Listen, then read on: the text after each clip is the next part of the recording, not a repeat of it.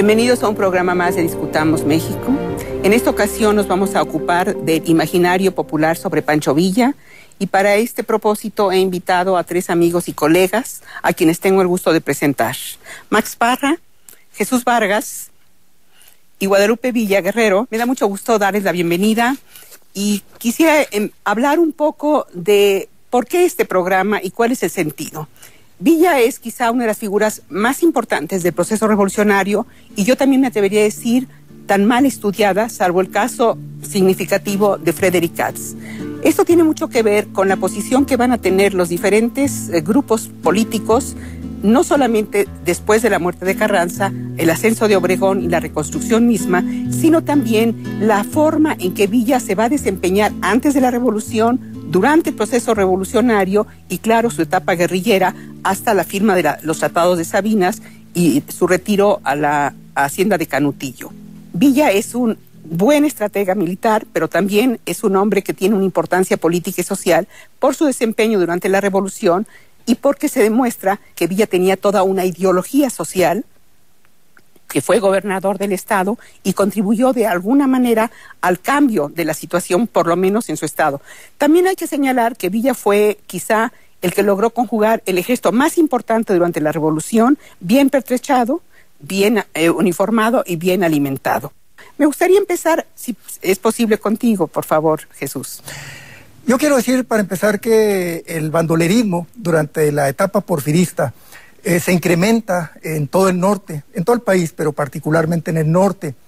Y quisiera explicar así de una manera muy breve que Villa forma parte de una genealogía de bandoleros muy famosos que se inicia con Heraclio Bernal en Sinaloa, Durango, en la frontera entre Sinaloa y Durango, se continúa con Ignacio Parra y llega hasta Doroteo Arango, que se lanza a la actividad de bandolero a los 16 años, por circunstancias que no están muy claras.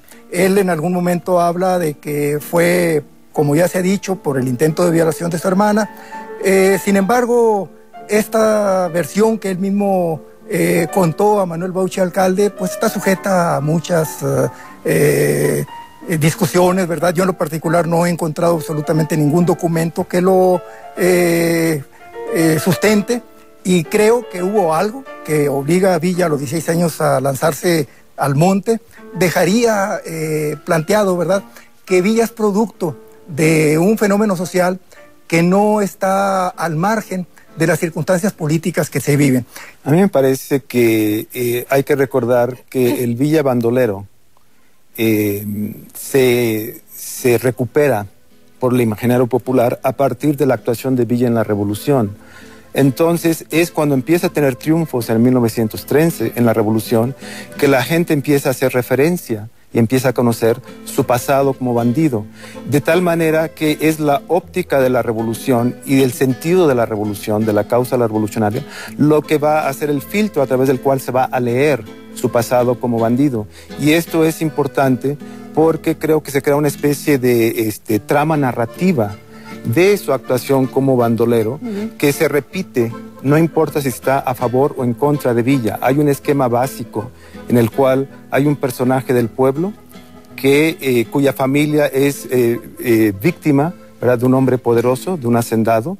Sí, él toma, se rebela contra esta situación, toma venganza, tiene que huir. Y lo que tenemos aquí es un esquema muy claro de una narrativa romántica popular, ¿no? A Villa se le empieza a conocer este periodo anterior a la revolución precisamente a partir de una lucha de justicia social que es la revolución. Esta primera etapa de Villa bandolero, Villa bandido social, Villa defensor de los pobres o enfrentándose a la injusticia, me hace pensar que las condiciones de Chihuahua son muy particulares.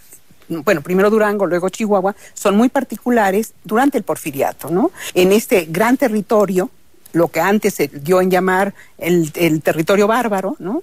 Desde tu perspectiva, ¿qué plantea Villa o quién es Villa en esta primera etapa? Yo lo que quisiera precisar antes es que si nada más fueran unos simples bandoleros, uno no se explicaría por qué sufren confiscación de sus bienes, de sus propiedades.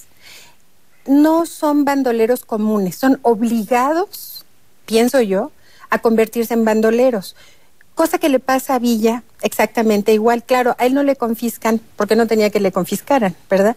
Cuando Doroteo Arango todavía inicia su vida en la proscripción, pues se va adentrando. Él conoce perfectamente bien las cuestiones sociales, las deficiencias que hay en el sistema de justicia y todo lo que está pasando con un sistema corrupto donde los jefes políticos, muchas veces los presidentes municipales, se convierten en verdugos de toda esta gente, ¿sí?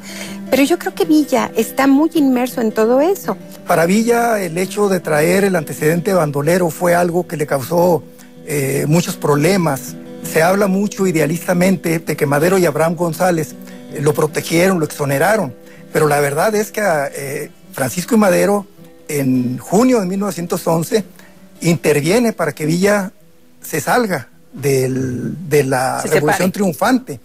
Y cuando se está celebrando el triunfo en Chihuahua, Villa está totalmente fuera del escenario. Tengo que acabar de decir lo siguiente. Si no entendemos al Villa bandolero, no vamos a entender al Villa revolucionario, porque realmente la escuela de Villa es la etapa de bandolero. Y quiero resaltar dos aspectos fundamentales en la vida de Francisco Villa desde su niñez hasta su muerte: la inteligencia y la memoria.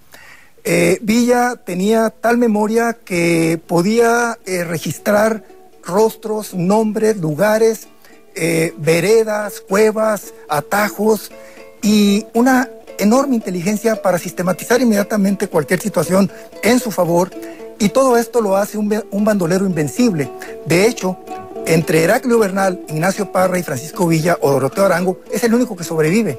Los otros dos mueren en muy poco tiempo. Villa logra transitar 16 años de su vida como bandolero y logra hacerlo por estas cualidades, pero además por otra circunstancia muy importante, que Villa es producto de su tiempo y surge de la raíz más profunda de México.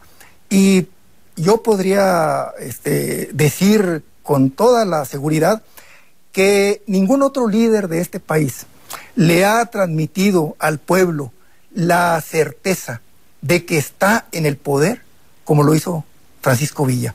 Porque era un hombre indisciplinado, porque nunca había estado subordinado a nadie, ¿sí? Salvo a Ignacio Parra, pero cuando se desprende de él, él tiene que sobrevivir, él tiene que buscarse su alimento, sus armas, su caballo, sus bases sociales. Él lo va trabajando. No podemos entender a ese Villa que ha hecho un gran tejido social porque levanta de pronto un gran ejército de la nada. Empieza con un grupo de 300 y luego tiene 800 y luego suma 2,000 y luego este ejército inmenso que va a ser la División del Norte.